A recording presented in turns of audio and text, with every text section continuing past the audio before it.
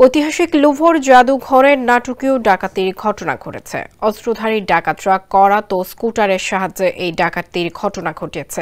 এরপর অমূল্য জুয়েলারি নিয়ে চম্পট দিয়েছে তারা। এই ঘটনার পরপরই পদক্ষেপ নেয় ফরাসি সরকার।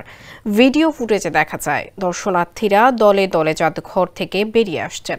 ডাকাতির ঘটনার পর জাদুঘর তাৎক্ষণিক বন্ধ ঘোষণা করে ফরাসি কর্তৃপক্ষ।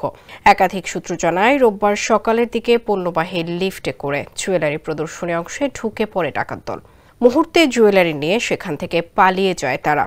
জাদুঘর কর্তৃপক্ষ জানিয়েছে অ্যাপোলো গ্যালারিতে এই ডাকাতির ঘটনা ঘটেছে।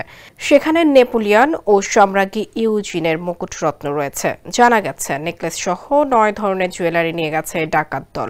এর মধ্যে একটি জুয়েলারি অবশ্য খুঁজেও পেয়েছেন কর্মকর্তারা। তবে এই ঘটনায় হতাহতের কোনো ঘটনা ঘটেনি।